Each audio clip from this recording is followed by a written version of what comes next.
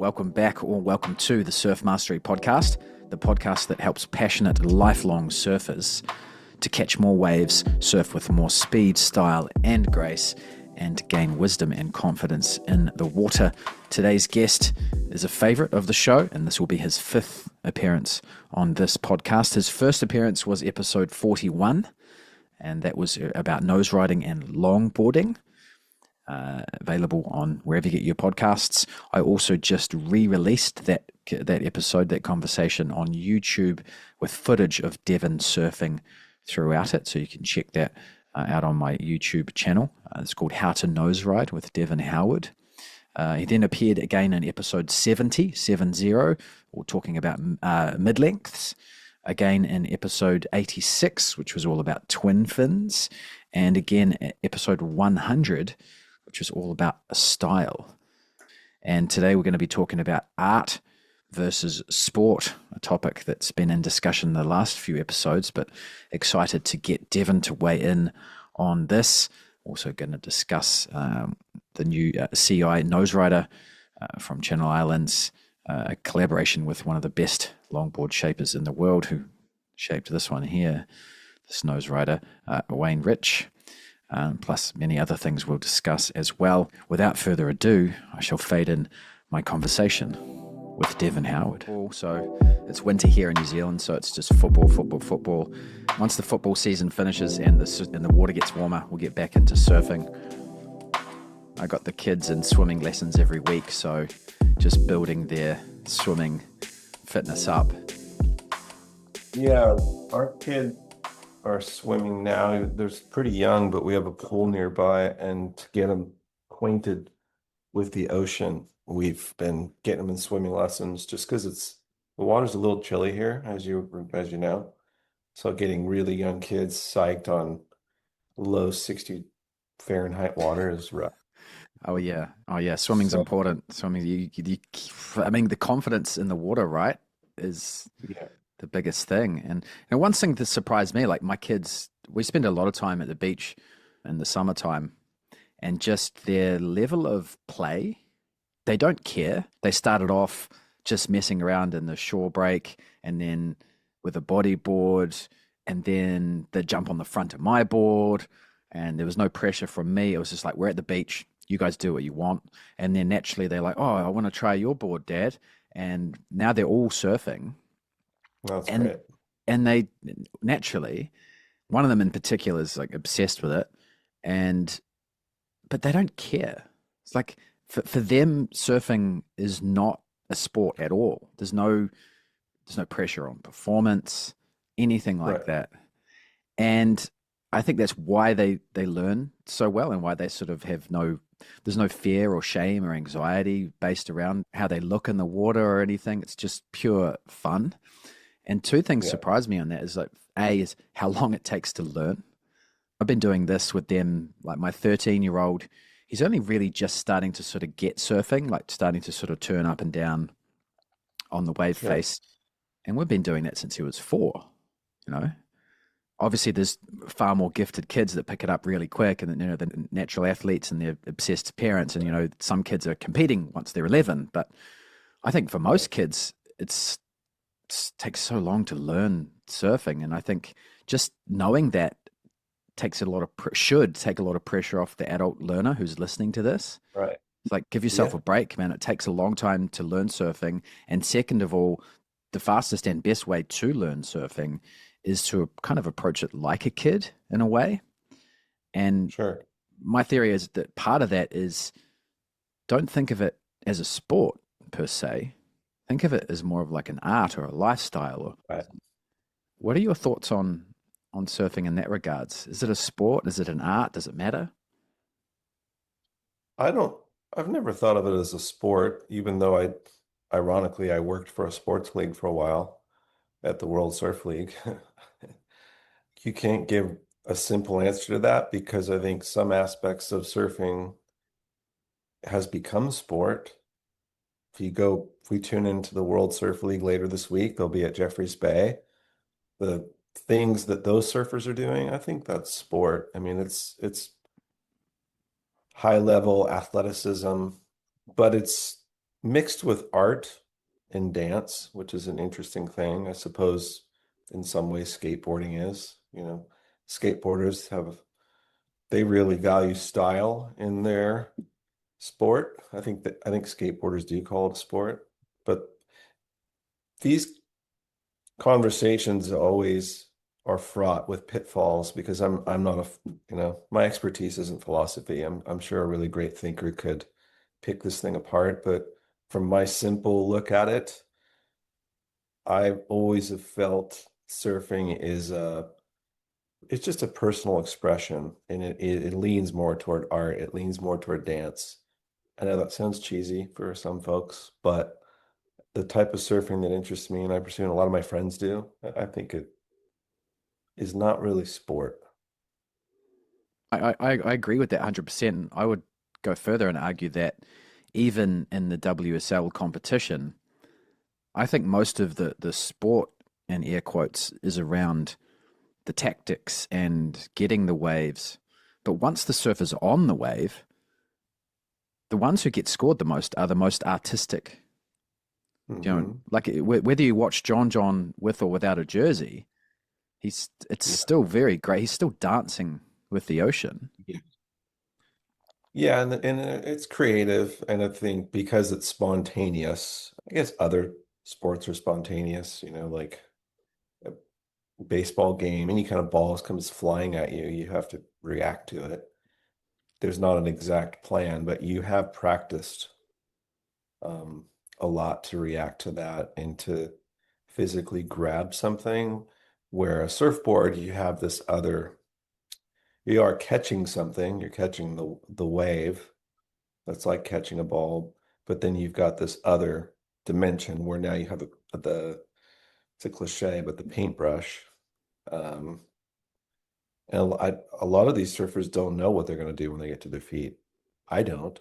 I don't know if you do. I mean, you kind of have things that you are in your bag of tricks or your repertoire that you lean on, but you don't always know. There's a lot of spontaneous reaction to what's happening. So I think that's what art is. If you sit, I used to draw a lot when I was younger. You sit down and yeah, maybe you kind of have a game plan, but unless you're copying something, like you're looking at a still like a, model or a landscape, I suppose you're copying that. But if you are sitting down and not looking at anything and just going off pure feeling with no plan, um, that's artistry. And I think surfing's that way for a lot of people. For some people, it's just survival. They're not really planning anything out. If you're newer to surfing, you're just like, get to your feet, make the drop, get to the channel, and do it over again. Mm. Yeah, I think a lot of things are like that. Like surfing, definitely one that sort of crosses the border between sport and art. I mean, you think of an Olympic competition, gymnastics, right? It's gymnastics Yeah. is essentially an art, even the judging itself is quite subjective. No, Hmm. a running race, who finishes first? I mean, that's very objective. You know, Right. that's definitely a sport. And then even like a football game, who scores, who wins at the end. It's Yeah. black. It's pretty black and white.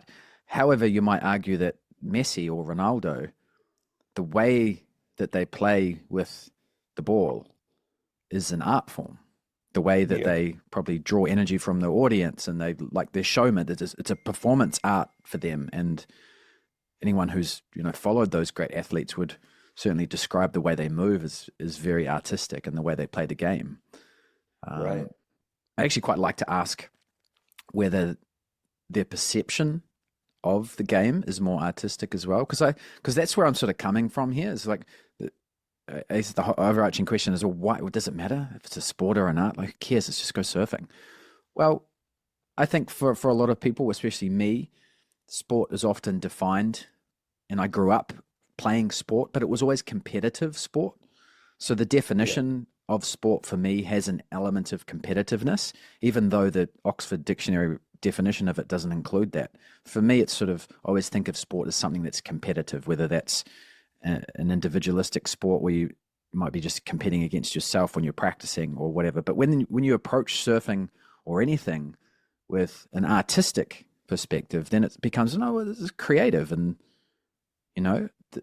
instead of three to the beach, why don't, because I used to think of surfing, like, even though I wasn't in a competition, I used to think of surfing was, I want to rip the wave and three to the beach, and sort of had these WSL speed, power, flow sort of outside influences on the way I should surf. And you're watching surfing videos and you're surfing the latest shortboard, and it was very much a sporting activity. And then when I sort of changed my perspective and thought of it, no, it's an art. It's, for me, it's just becoming one with the wave, and approached it Yeah. from a more artistic perspective.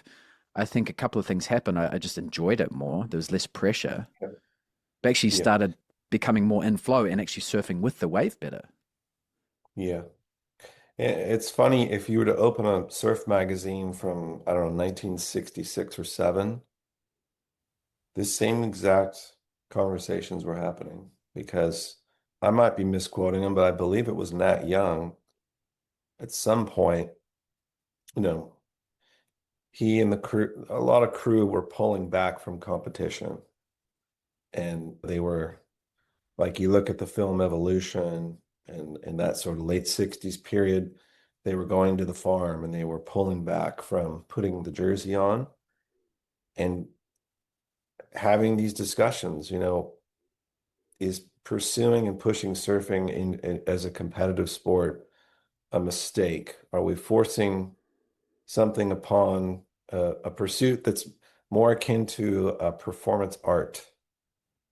I believe that's what he called it, was performance art, which would be closer to traditional dance, because at that time, let's just say late 60s, early 70s, the equipment hadn't gone anywhere near what it is now. I mean, sure, in cartoons and dreams, they were imagining flying through the air. I'm sure people were, but that wasn't happening until late 70s, early 80s, where people started like getting really above the lip and then leaving uh, and taking orbit.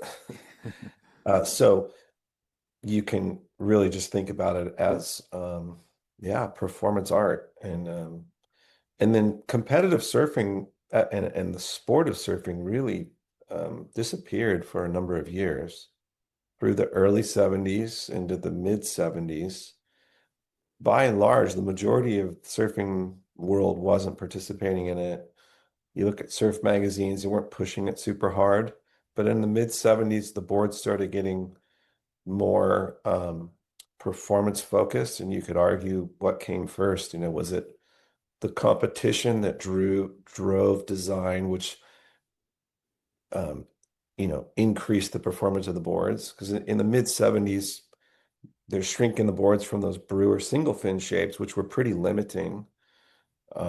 People were riding eggs in the early 70s. Those were actually a lot more maneuverable than the Dick Brewer style boards that were popular because of Jerry Lopez. Jerry Lopez was God, and everyone wanted to surf like Jerry, even if it was waist high, wherever you were. It could be waist high Malibu, and people were riding 7-foot Lopez guns, which was absurd. Hmm.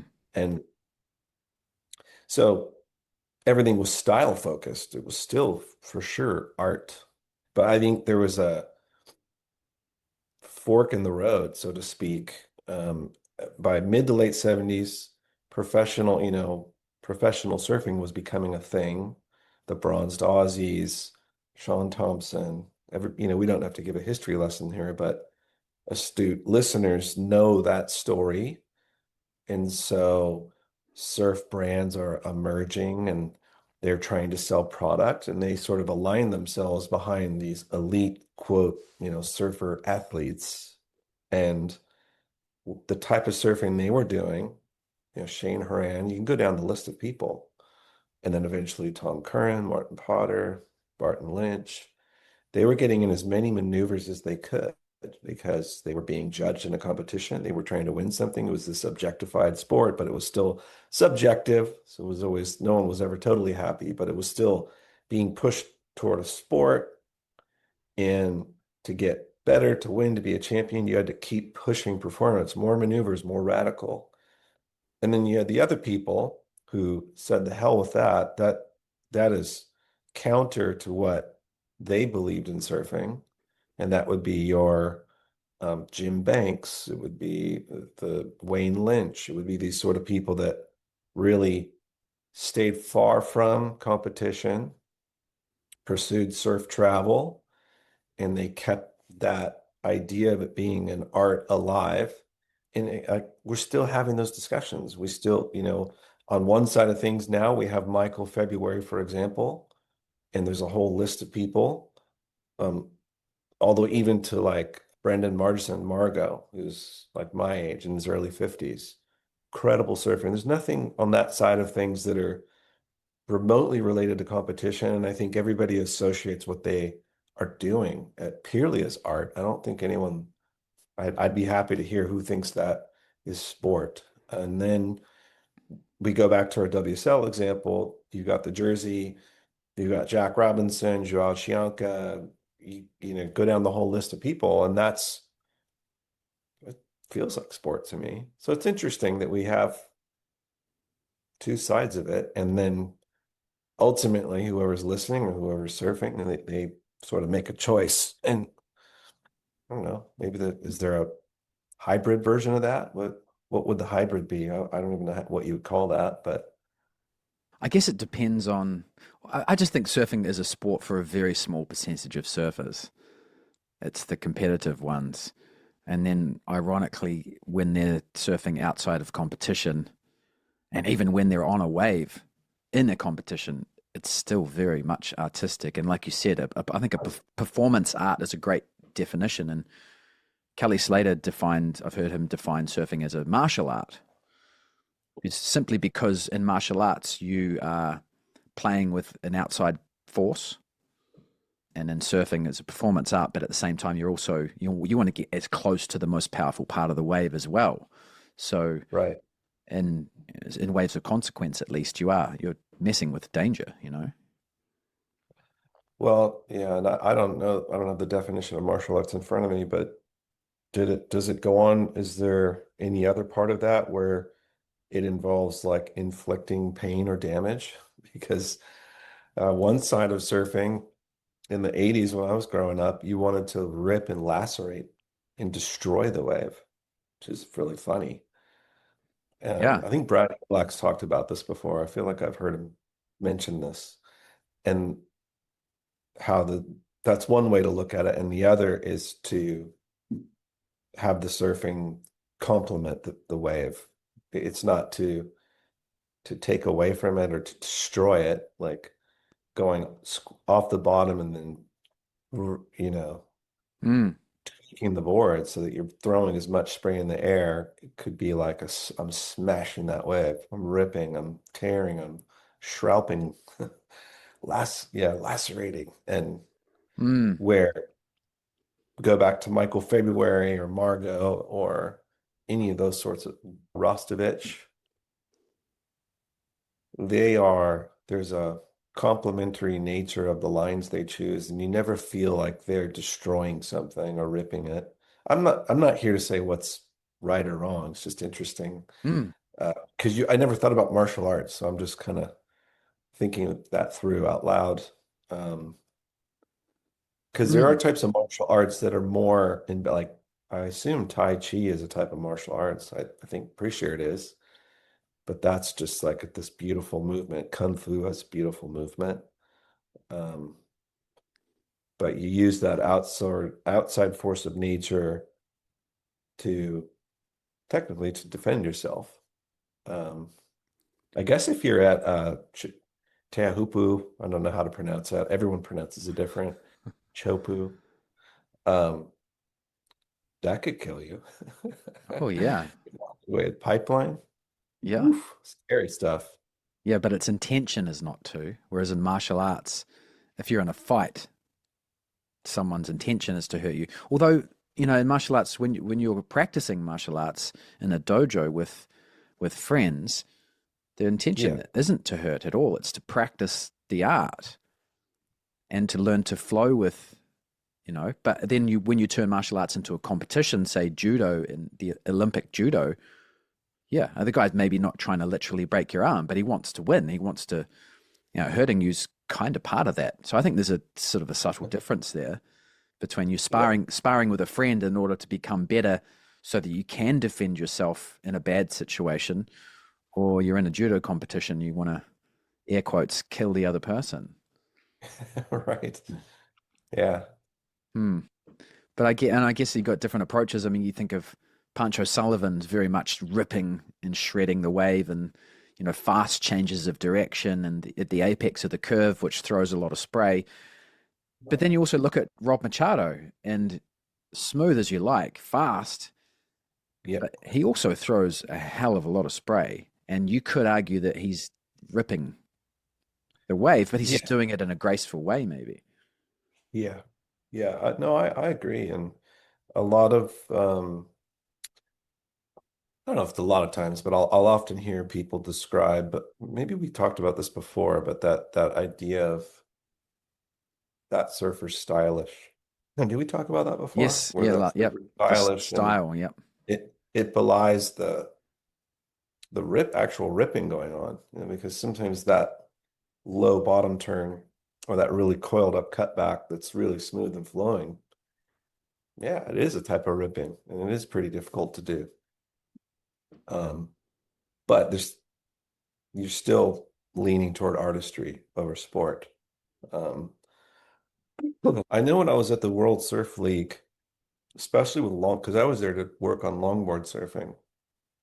I feel like longboard surfing can sometimes be more challenging to be a sport because it's a lot of this movement up and down the board. And since through like the Joel Tudor influence and cultural influences, it started leaning more toward a traditional longboard judging criteria. It I would have this conversation in my head, like, are we at odds with ourselves? Like, we're trying to judge this thing. We're trying to make as objective as possible, but it's impossible because one judge can view somebody because style's in the criteria, where in short performance shortboarding, it's not in the criteria. Mm. It can create some interesting challenges. Like, it's not easily identified as a sport. So I tried to explain to the judges. I wasn't a judge, but I was just sort of leading the whole crew and giving guidance on how are we going to make this interesting, how are we going to judge it as fair as possible. And I would use dance competitions as sort of a guideline. And I think everyone agrees that, like, those beautiful dancers doing tango, salsa, you name the dance, like that is for sure art. I mean, it's Oh, just mm. incredible form and beauty. And they're throwing numbers out on that, and it's all subjective. So it was always this kind of it was this difficult thing of, are we judging a sport or are we judging performance art? And it was helpful for judges that were shortboard judges that didn't have a lot of experience with longboard surfing to step back and see it less as a competitive sport, because it's a bit more straightforward with shortboarding. There still is a subjective nature to it, but when you don't have to lean on style, it's not written in the book. It, I'm sure some judges factor style in, but they're going above and beyond what's in the parameters of the rule book. So it's just an interesting observation. And in the end, I think we got there by having those conversations about being open to this, being leaning more toward art, Mm. which in we're a sports league. We were at a sports league. Yeah, I think that's a good conversation to have because it's important. There are a lot of similarities with dance. Like if you're judging a tango competition, well, the music they're playing is apt. First of all, it would look strange if they were dancing to heavy metal. It wouldn't be appropriate. The what they're wearing, right? And then that in terms of them being stylish, their movements are smooth, controlled, and in time with the other person and the music. And Yeah, that's It's the style a lot of times is the balance of form with the movement, so that the form is never like a martial art. It's never working against the movement. You can't imagine a black belt in any martial art where their arms are like going the wrong way. It's just not, it would be really awkward looking. And it's the same with surfing, and so the form, the function will follow the form. And if they have really good form, the surfing it will a lot of times be beautiful. Where I feel like tube rides are a good way to sort of like force pretty decent style. Like it's pretty apparent if you have awful style if you're in a barrel. Mm, But a good amount of surfers can kind of pull it together and get that crouch down and sort of get the hands just right inside the barrel. But if they're like bent over, legs are sort of straightish and they're bent over at the waist and sort of looking down at the board, oof, ow, it's really obvious that style's way off, form's way off. It's definitely not artistic. yeah, and the wave's going to hit you in the butt anyway. Yeah, Because you're gonna be in big trouble. yeah, yeah, and it's also it's so.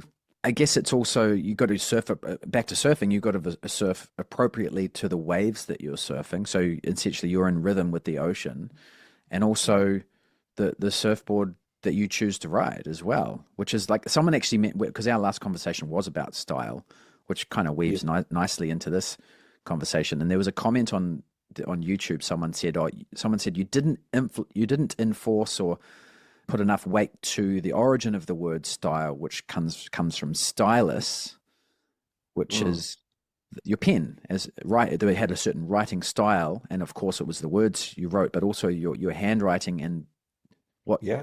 and the quality of the fountain pen or whatever type of pen that you chose to use as well. So I thought that was really Great interesting, point. and which leads us into the surfboard. So I think Mhm. that that's going to determine a lot of your style. And if you're going out on a performance shortboard, people are going to look at you more like a sports person. But if you're out there on a beautiful log and you're going for, you know, form and style, you're going to be seen as more of an artist as well, actually. Yeah, I'd say that is probably a general rule. Once upon a time, style was really, I think we're about close to the same age. So I grew up idolizing, looking at people like Tom Curran in the 80s and 90s and peak Tom Curran, early 90s, the beautiful search films.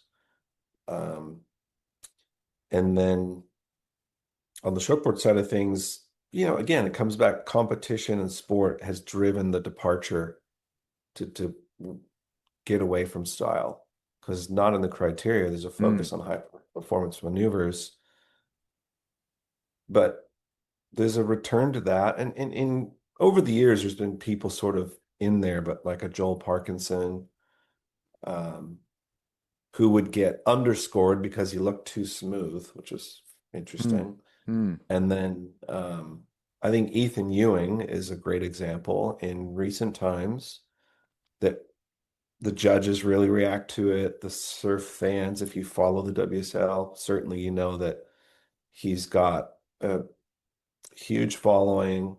He's a favorite on all the podcasts that you and I listen to. Everybody kind of sees him as a return to form, which is really quite nice. I think that's awesome.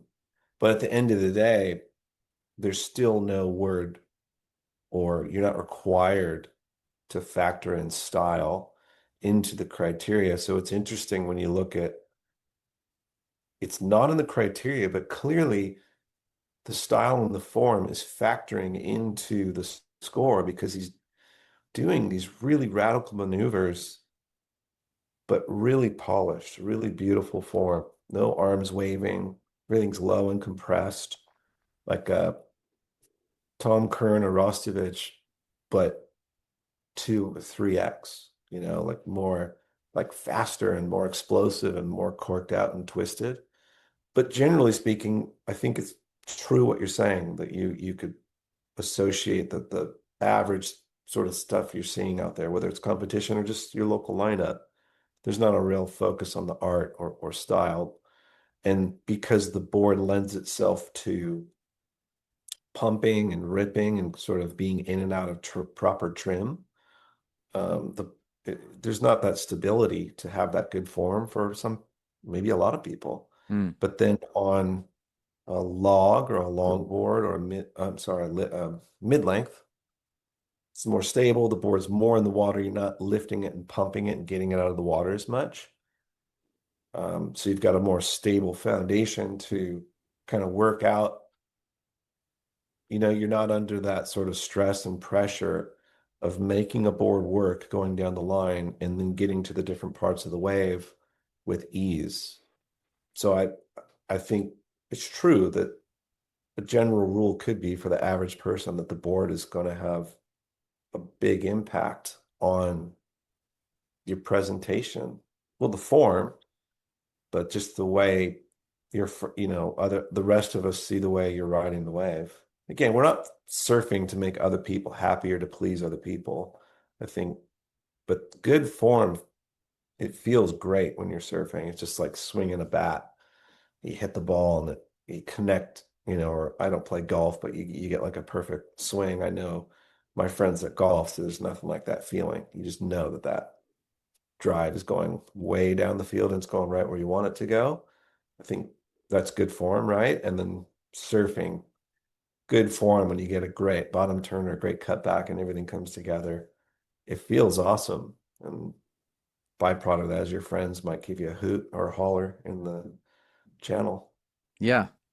Yeah, I mean, labeling it as an art doesn't take away from the fact that we want to get better at all. I mean, any musician who's played music is definitely an art form, and if you want to get better, you got to practice. You practice, you learn music theory, you practice in your bedroom by yourself. You might do it for hours and hours, and in order to do one jam with a band and have that be artistic.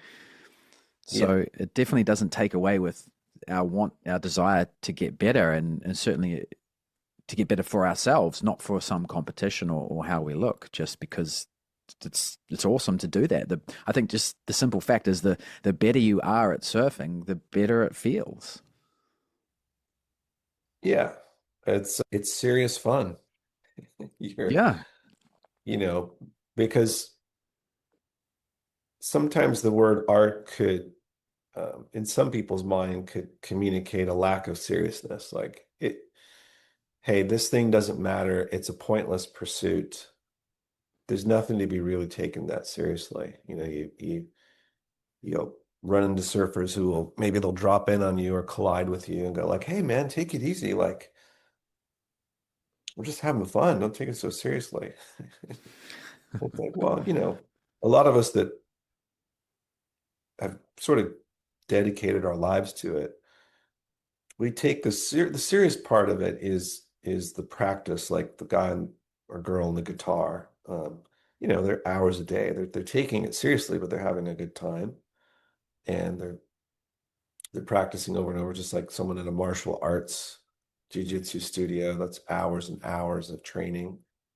Um, we're doing that as well. We don't get as much practice at it because we're paddling so much and sitting a lot. It's actually quite precious the amount of time we get on the board. That's why, back to the very beginning of the conversation, it just takes a long time. That's why Mm. it's hard for kids. It's a lot of patience, a lot of understanding, and moving through the ocean. And then when you actually get up and ride a wave, it's just a small fraction of your time in the ocean. Yeah. That's, I mean, what happens between when the surfboard is under your arm and under your feet, that's the hardest part of surfing. It depends how many people are talking to you in the lineup, how many sets you miss while they're talking to you about their real estate deal. You're like, let's surf. We Yeah. just let's get back. Let's have some serious fun. Like that's what I always have seen surfing as like, um, yeah, and I think, yeah, just like what I was saying earlier, sometimes the idea of it being an art, I've talked to people who take like, these are professional surfers, people that dedicate their life to it. and I'm explaining to them that it's an art or a dance, and some of these surfers didn't like that. They thought that Hmm. it eroded or diminished the importance or the seriousness of what they were doing. They're like thinking to themselves like, well, I train and like I go to the gym and I run and I do all these things so that I can be stronger and surf better. And like art just sounds like something you do, like you're doodling in a notepad, and it just is a pointless endeavor. So for some people, there's a disconnect with the idea of art. We're clearly all not on the same page on this because a lot of WSL fans, I'd be willing to bet, would say that it is a sport. They do think it's an art, but if they had to choose, they're cheering for people with jerseys. People that aren't into the WSL would take your stance because earlier you said, well, I think maybe more people would see it as um, an art than a sport. But I obviously we don't have the data on that. Maybe you should do a survey. I Let's did. find I did a small one out. on Instagram. It was about 75-25. So more art, but obviously that's my listeners. Of course, if you're talking to competitive surfers, or even those who grew up as competitive surfers when they were younger, and that Yeah, probably shaped their attitude when even if they're not competing anymore. right. But I think Yeah, taking it seriously and training, and that doesn't mean it's not an art form. I mean, gosh, Neil Young has a nutritionist and a personal trainer, and do you know what I mean? Like he wants to look after himself so that he right, can perform his art. right. Yeah, That's so you can yeah. I'm with still you on take it, that. still take art seriously.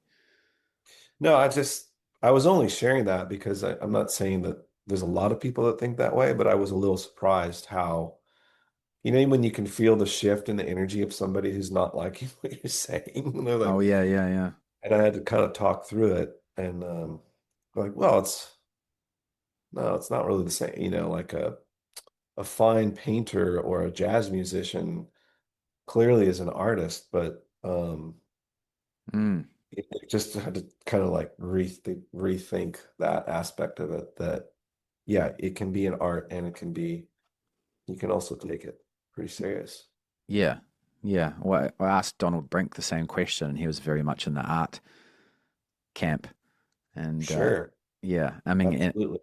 and of course that segues into like when he shapes a board, it's an art piece, you know.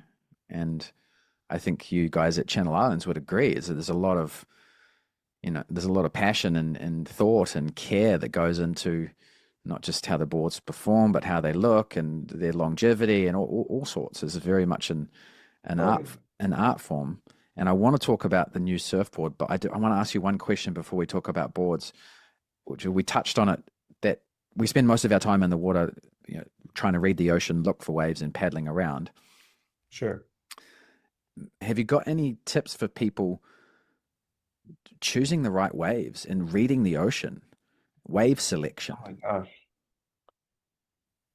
That's a interesting one because I use a lot of good surfers use lineups. So when I get to a new break and I don't know what's going on, it's definitely no art involved. This is more like physics and science now. We're putting on the Cliff Capono brain and looking at things from a scientific, like naturalist point of view, where surfers study, I think we study patterns. We don't think about it, but hunters, surfers, scientific observers, bird watchers, they study patterns. And so when you arrive to the new break, you're, let's say you don't have a friend there, you have no idea. The old days before the internet told us everything to do, um, we'd have to figure it out. And you just start watching and observing the patterns to see what's going on with the bottom and making a guess on sort of sometimes the safety of it, because you could be somewhere that's like a slab that's a bit frightening. But if it looks, you can usually tell right away if it's a user friendly wave. So then once you've established that, okay, this is a safe place to surf. maybe I don't see any fins. So I'm like, okay, there's also hopefully no sharks. And then you get out and I use lineups. I quickly establish 2 points on the beach. And it's like the two fingers there. It's like with these two fingers, I'll see two palm trees and I'll see a set come in. And the first thing I do is I look over my shoulder and I look in and I find 2 points and I observe about how far apart they are. And then I'll look at the second and third wave and I'll look in. And if they're still kind of happening in the same spot, I'm like, oh, okay, we're sort of in a zone. And then I'll move around and try to find if I can get one of those, another object to actually line up with it. If I can't find something to perfectly line up, then I'll get used to like, okay, there's about that much space between those trees. So if there's this much space, I know I'm like, way off. If it's like over here now, if it's like crossed over and gone the other way, I'm way off. So I study the pattern. That I don't think there's any art to it. I just think if you have good eyesight, you have to use it and have good recall. So, not everybody has good recall. You see something happen and then you notice the pattern of it happening again and what has changed. Where did that thing that's happening move, or did it come in the exact same place? So that's what I'm doing. I'm triangulating. I mean, there's absolutely nothing new with that. Mm. But a lot of surfers, I think, don't use that. I'm not an expert of surfing around Kelly Slater, but the few times I've surfed next to him, I'm not his buddy or anything. I noticed that he does the same thing I do. I'm looking over my shoulder all the time. It's not because I'm worried about someone kicking my ass or that I cut someone off, because that could be a reason to look over your shoulder. Like, um, it's I'm continuously interested, am I in the right position? And I surf a lot of crowded breaks. So switching from like a new break, like I'm trying to figure that pattern out and establish it. That's like the first thing, the most important thing I do. Um, at home where it's really crowded, I'm trying to understand the movements of the crowd with the current and where everybody's at. Because when the sets come, I want to, if, unless I'm a visitor and it's not a break, it's not like my home break or something.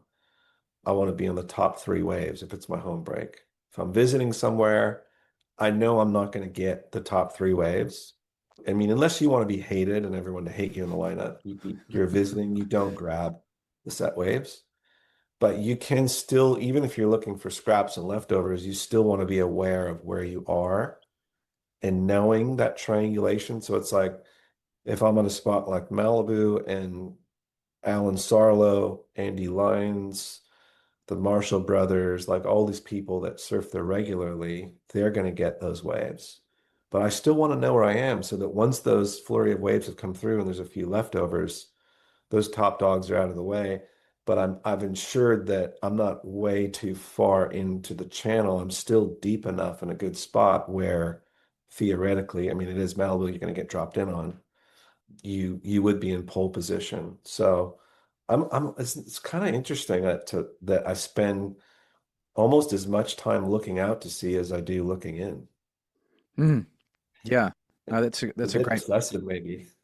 that's a great point. And not only does triangulation help you stay from where you are, because that's where the waves are breaking from, but it also makes sure that you're in the same spot to take all the observations as well, which I Sure. think is important for getting to know the break and the patterns. You never Yeah. you want to be a static observer because Yeah. yeah, And there's, on some swells it's a different period. They're actually breaking. I usually sit here, but they're breaking over there. So at least you know where you are and where you usually sit. And now you know this is a unique swell or it's a different period. It's breaking over there, and you've got a new triangulation or a new observation. So there's lots of yep. reasons to triangulate. Yeah. You know, Yeah. I don't know if I answered your question. I mean, it was definitely. that idea of what do you do when you get out there? And then there's also, you see a lot of people who don't really do any of those things and they do just fine. I'm probably just overthinking it. Well, they probably But I don't know. I like the idea of trying to hone in on it. I feel like really good surfers that are getting some of the best waves really understand that exactly where they are. And they do look in. I think you also get to a point at a break where you don't have to triangulate as much because you just know, oh, there's a boil there, whether you're conscious of it or not. You just Yeah, kind of know where you are totally. in a Yeah, lineup. You get an intuitive yeah, sense for your positioning at a certain place. Um, yeah. are you always just scanning the horizon, looking for the next set? You want to see the set first, or are you I often do la la because the land? waves. I do because the waves in Southern California a lot of times are pretty inconsistent compared to other parts of the world. There's some pretty big lulls. South swells especially, you can have 10, 15-minute lulls of the really bomber waves. So yeah, I think so. And just trying to see, yeah, because if people are talking, they're not paying attention. I'll key in on that. I'll notice they're not paying attention. So I'll do a little flutter kick and just sort of move a few inches one way or the other so that while they're not paying attention, I'm just a little bit closer. Yeah, I'm not advocating or saying don't take your turn or snake people, but people can kind of work themselves out of the rotation by not paying attention. yeah, yeah, Um, exactly. it's Yeah, funny because like I find it obnoxious and annoying when people talk a lot. I just I think a lot of people agree with this. I don't know if it's a generational thing, but surfing is a place to disconnect. We have these things, we have all kinds of noise all day long, and the ocean's the perfect place. It's like going to a yoga class and everybody's talking. It's like, what? Well, I'll just do this at home. Like, I don't need, this is a place we can be together and we can connect and vibe off each other's energy. I'm not saying don't say hi to people, say hi, hello, yeah, that's enough. not, but then like, let's settle in. It's like, I feel like the surfers in the 60s and 70s, especially, really understood that notion of meditation and just enjoying the quiet parts of surfing, like being okay with the downtime of a 20-minute lull and just sort of sitting there.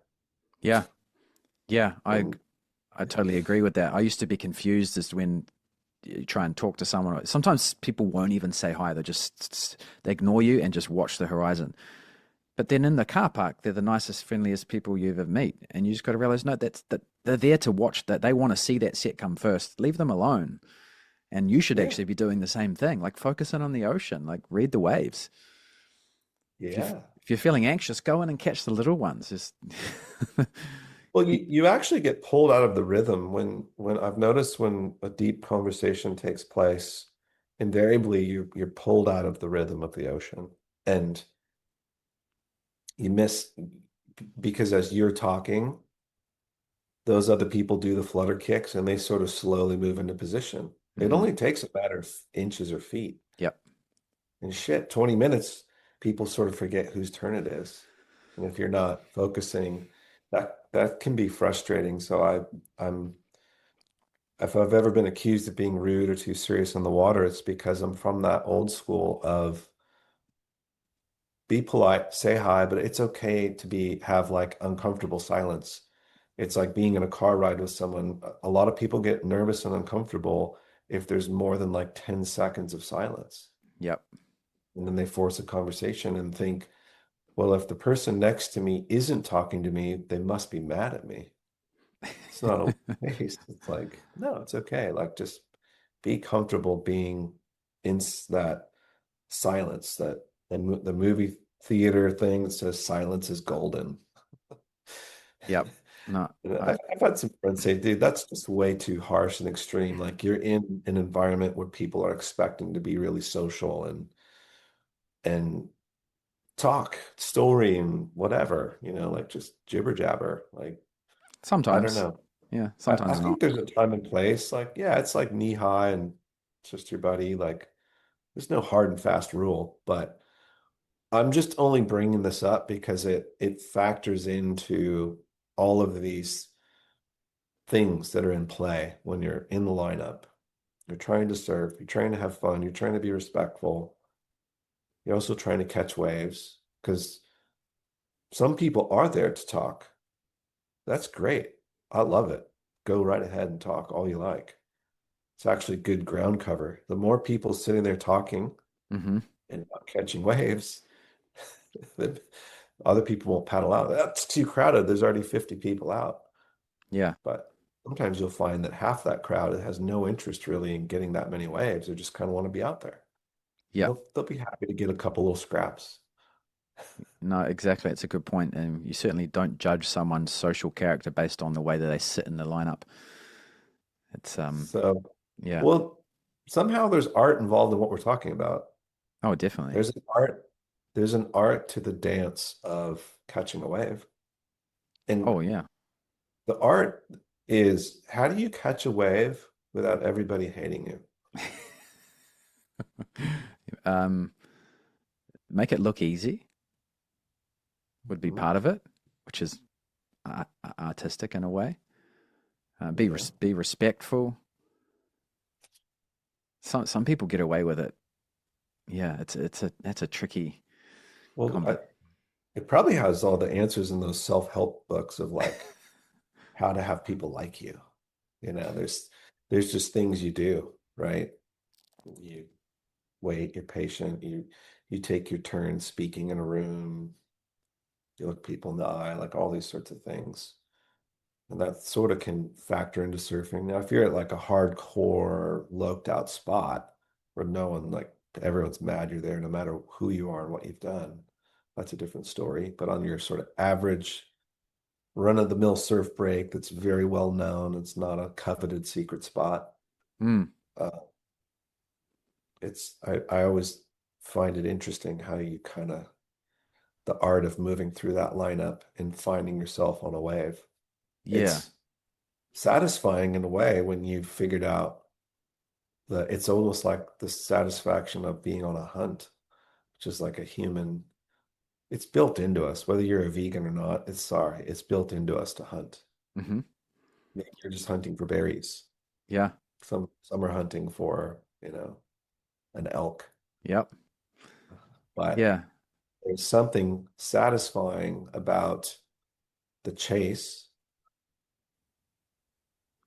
and like how you get there and the Mm, kind of the game plan of like human beings for as long as we know that we've been here on this planet would work together and kind of yeah. elk. Maybe not so much when you're getting berries. Um, and then surfing, we're all chasing the same elk, but in the end, only one of us wants to get it. So who gets the elk? Mm. Interesting dynamic There's lots of there. elk out there though.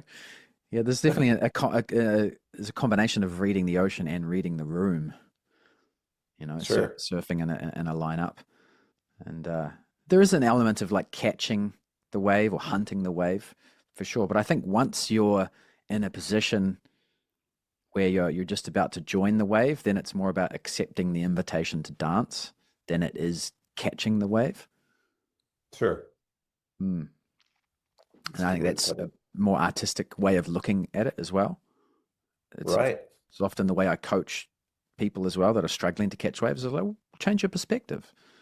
Don't just hunt down the waves and try and catch the wave because you end up sort of you being less efficient with your movements. If you're just accepting the invitation to dance and your dance partner's playing hard to get, then it sort of gives a different perspective on catching waves.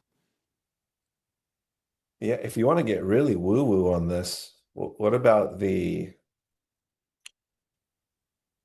I don't understand how this stuff works, but some people will call it the law of attraction.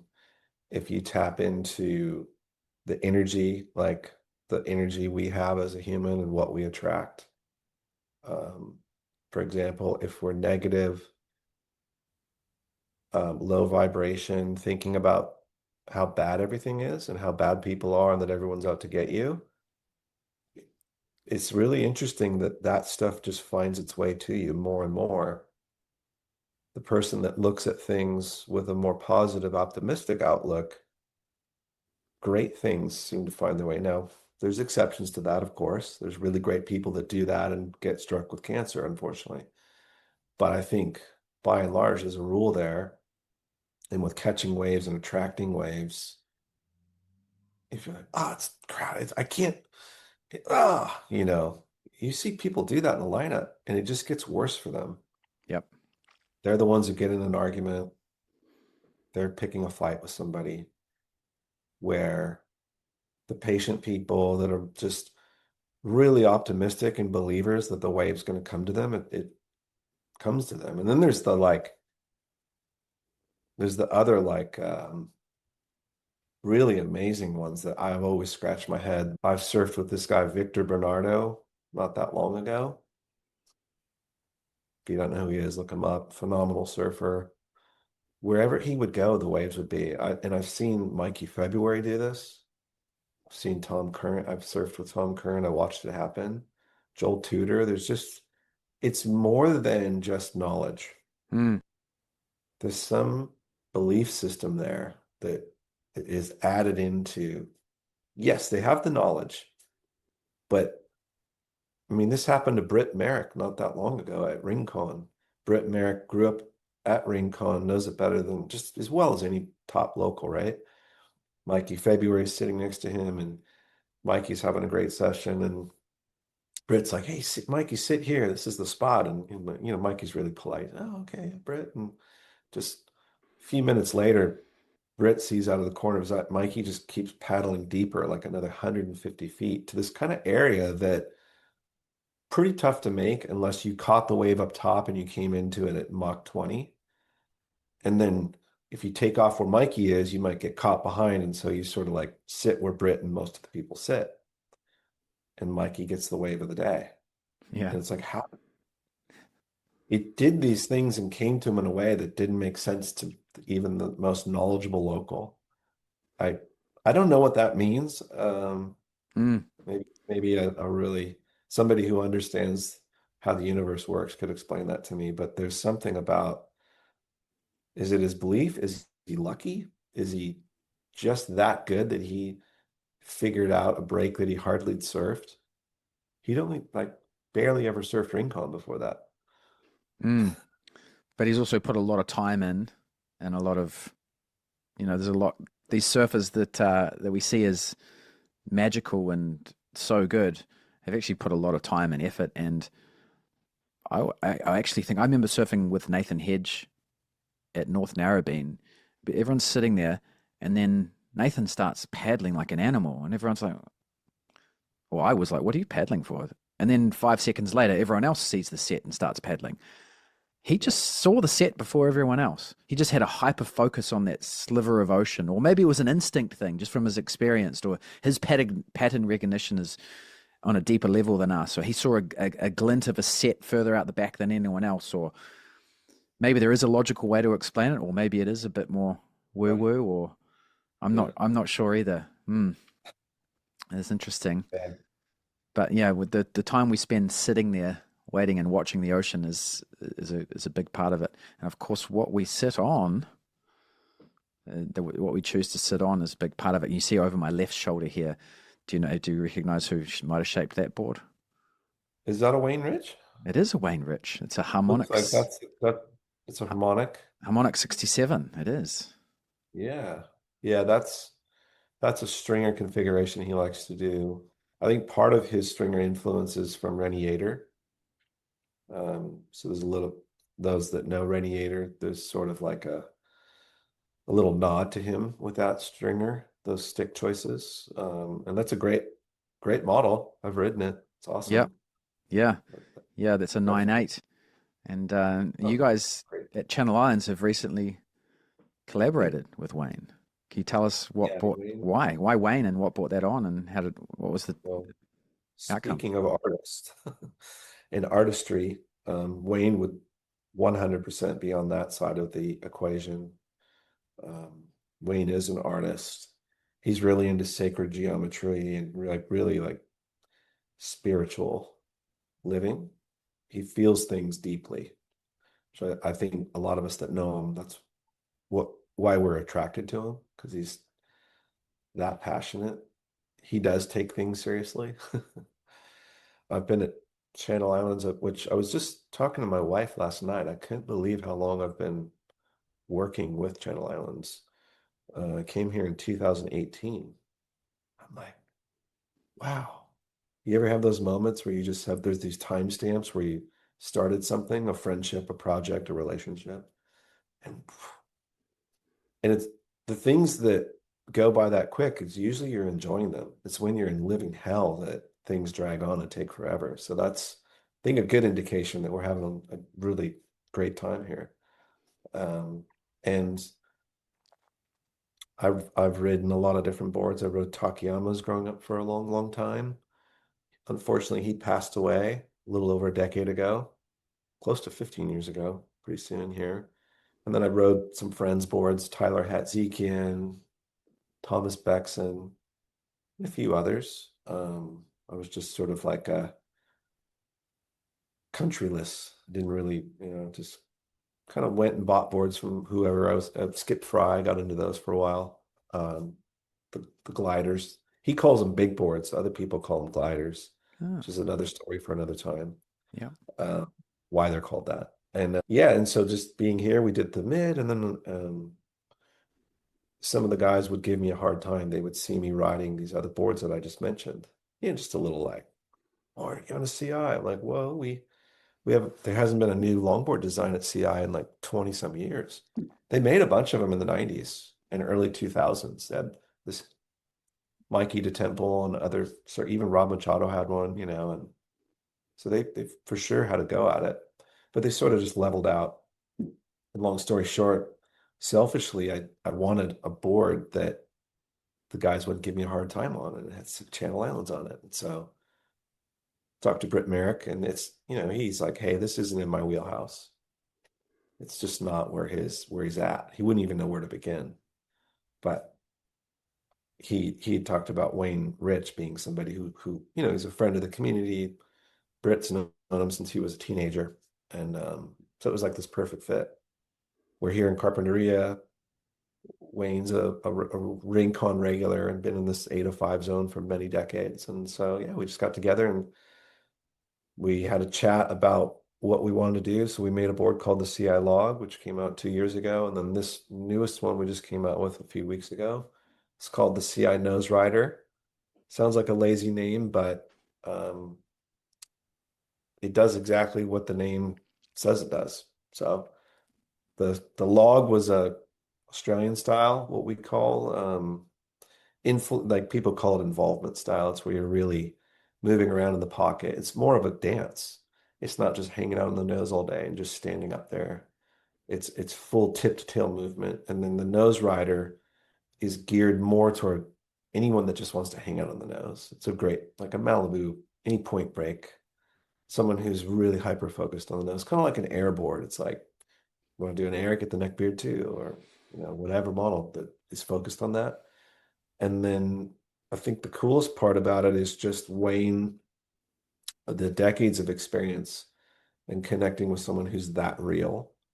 I mean, you have his board. He's just like the ultimate underground character. He's just been this guy that never had aspirations to blow up and be the biggest thing. And so I think we all feel real lucky that he was open to the idea of collaborating. And he has a lot of respect for Channel Islands. So it was just like a perfect fit. I mean, I could bore you to tears about all the details of the board, but I think at the end of the day, it's a work of art that is very functional and makes nose riding easier. And then our friends at True Ames, who are now they moved to Carpinteria, they're just down the street. Chuck Ames is over there and Troy Mothershead. And they made a fin that goes with it. And we had a nice fin in it, but when we were done with the process of making a fin that complements a board specifically, that's a really fun process.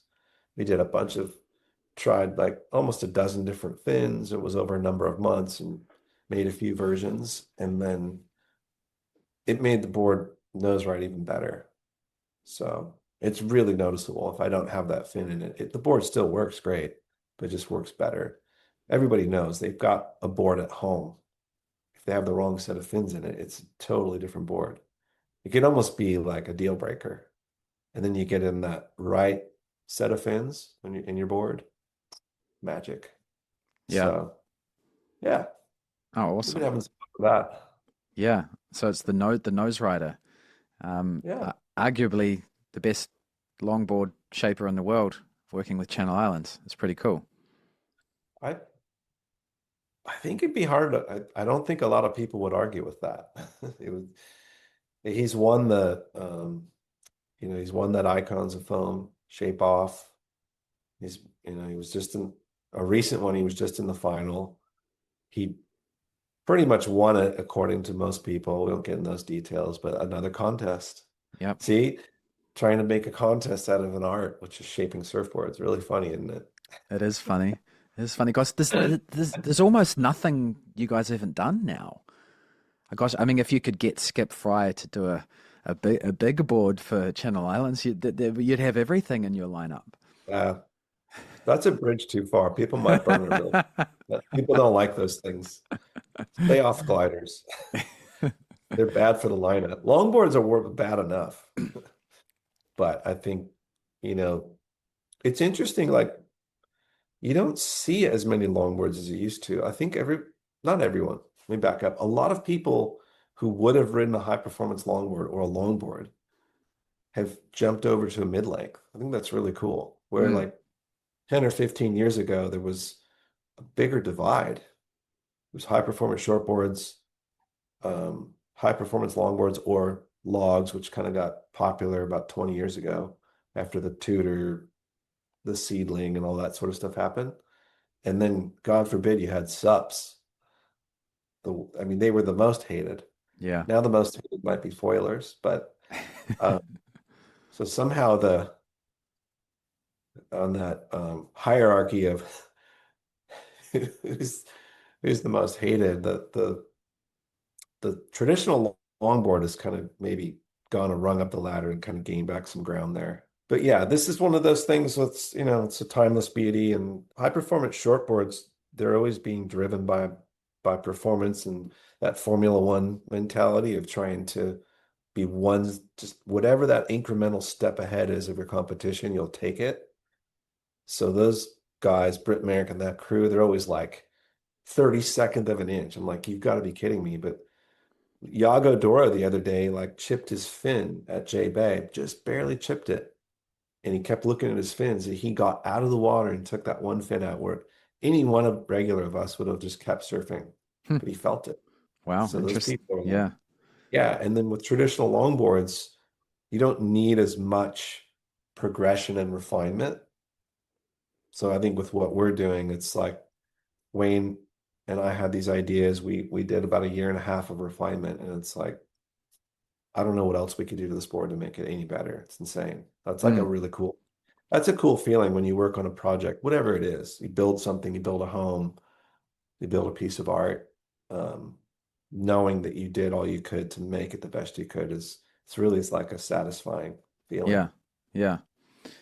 Yeah, well, it makes sense to have a quiver of boards for different. You might not see logs in the lineup that much, but sometimes the waves is just, yeah, go surfing on a log, or you don't go surfing. Sometimes they're that small and weak that it's nice to have that board, even if you're not a long boarder per se. It's nice to have one of those in your quiver. And Yeah. I had a thought. I don't know if there's any merit to it, but if if for example you had let's say you had 10 surfboards ranging from performance shortboards all the way through to a log to a longboard, if all of those surfboards were from the same manufacturer, would you have the consistency of the materials and the curing time and the sanders that would give some sort of that would make those boards sort of gel together better in a way? I don't know if that's true. I think what holds things together is like a rocker profile. So like if you have a family of boards that share a similar rocker, but you can't really ever do that when you're going the full range. You're Mm, never going to have that with a short board all the way to a log. They're just so different. So I yeah. like what you're thinking but maybe someone could argue that that's the case, but over that stretch of a board, so much is changing. Just if you have a great rocker, you can have a great board, even if you botch the rail, I think. And but going from a performance shortboard to a log, something that has a really hard, refined edge, to something with no edge, Um, no, I don't think so. But if you get it from the same shaper who can do that for you, they're going to know you as the surfer and learn who you are. So I think from that sense, you could work with whoever your shaper is and get a complete quiver. The problem with that, I just, from my experience, is most shapers, um, they often build things that they love and are passionate about. And it's really rare that you find somebody that can build a high performance shortboard and a log. Like I Yeah. think I remember running into a guy years ago named Tim Stamps, who's down in uh, Newport. And Tim's one of those guys, I think, who can build a performance shortboard, a fish, a mid-length. That's a really cool skill set to have. In our case at Channel Islands, we just have like a crew of talented people, so we're kind of lucky. It's like a good baseball team or something. It's got a stable of really talented people. And that's kind of fun, getting a band together that could like substitute in different band members for Mm. like different types of music. I think that's really fun, and it keeps us engaged like every day. It's really fun to go to work when there's more ideas than what you can execute on. The CI nose rider, any tips in terms of what size you order? Is there any rules around No, that? but I think general rules of longboards. I think if you go around no less than 3.5 feet over your height is not a bad place to be. You wouldn't want to go less than that. But a lot of times you won't find longboards that are under 9 feet unless it's custom made. We had our friends in Japan that we made some for ordered 8/8s, which was, I thought, an interesting size Hmm. because a lot of them are like 5'6", Mm. 5'4", Yeah. the small frame people. The common body type's a bit smaller in Japan. So, but I think, I'm 6'1", I'm riding a 9'8", 9'10". Yep. I probably could be riding a 10-footer, Yeah. but I would say I would never go less than the minimum is like have it be at least 3.5 feet over your head. So you have that proportionality to get really good nose riding. It's hard to get insane nose rides on a short one. You can hang five on like an 8-footer if a guy my size could. It would be really challenging to hang 10 on it. Yeah. Just Yeah. Yeah. need the proportion of how the hydrodynamics and like how water needs to come up over the deck and Mm. the length of where the tail of the board is to where you are in the pocket. If it's a shorter distance, you can't physically get the board up and elevated and stuck in the wave face. I'm sure a physics major could explain it, but Yeah. I can just tell you in practice, it's really difficult to do. But you could do it with your feet a little further apart. You Yeah. could get a really nice five. Yeah. Um, Hanging 10 on an 8-foot board, a guy my size would be tough, but I weigh almost 200 pounds. Mm. Uh, Yeah. Well, I'm uh, I'm 5'11" and a half, and I'm 180 pounds, 80 kilos, and that's a 9'8" that Wayne recommended. So we're kind of that's a um, great, yeah. And great group. I've got a 9'3" as well longboard. I struggle Yeah. to nose ride that. It's too small. So there's a couple of guidelines for those out there who are wondering. Yeah. That would be too small. You can't get in enough steps. It's like you can get like 2 or 3 steps, and a guy your size will find that like if I had another 6 inches, I could get in that extra step. You're almost in it puts you in an awkward position. Even if you could, once you get to the nose, you could physically hang 10 on a board that size, but the steps will feel a little bit off to you. The rhythm of that dance would feel like a 9'7" for me. I'm 6'0" and a half. I love taking credit for half. Uh, Come back in a few years, I'll be shrunk to 6. But I remember on 9 6s and 7s, I would always just kind of have this weird last bit of the run to the nose. And then when I went to 9 9, it sounds ridiculous. It was only a few inches, but it was just enough to iron all that out. And the surfing and the footwork got smoother. It was less kind of choppy. because I would see myself going to the nose and then I would have to shorten or widen the step depending on what was happening Yep. to get that foot placement. Yep. So I think if you're 6 foot and you're going for a nose rider, you are 9'8", 9'10". You could go 10'0". If you're like 5'8", 5'9", you're probably a 9'4" to 9'6" person. Yep. You're below that. Let's say you're like 5'4" to 5'6", you're like a 9'2" or 9'0". Yep. Some good advice Eh, there. Rough, Yep. rough. Yep. This, And those, there's no rules. These are just guidelines. exactly, surfing has no rules. So, if those who are listening who want to learn specifically about nose riding, we can go back to episode 41, which was Devon's original appearance on this podcast, and I just re-released that episode on YouTube. And Yeah. I wasn't filming the podcast back then, but Devon kindly sent through some footage, some nose riding and longboarding footage, so you can watch Devon nose ride and longboard surf whilst listening to that conversation, which I sort of recut as well, so it's a little bit shorter, and that's available on YouTube at Surf Mastery on the YouTube channel as well. I have a link to that in the show notes. Devon Howard, thank you so much for coming on again. Yeah. Appreciate it. Thank you, whoever is still with us, and hopefully it made sense. Well, like you said, it's an age-old conversation, and sport, art, it will continue on. But I think it's an important one to talk about. Thinking about it deeply helped my surfing, my experience of surfing, the way I look at surfing, board choice, those deeper thoughts, those philosophical thoughts that we have about surfing influence our surfing life a lot. So thanks for weighing in. I appreciate it. Yeah, thanks for thinking of me. We'll hopefully see you soon in the water. All right. Thanks, Devon. Thanks for tuning in to the Surf Mastery podcast. Make sure you share this episode with a friend and subscribe. And of course, you can go through the back catalog. All episodes are timeless. And that discount code, if you want the discount code for 15% off any Channel Islands accessories, Devon has said send him a DM on Instagram. Simple as that. Say, hey, Devon, tuned into the latest episode.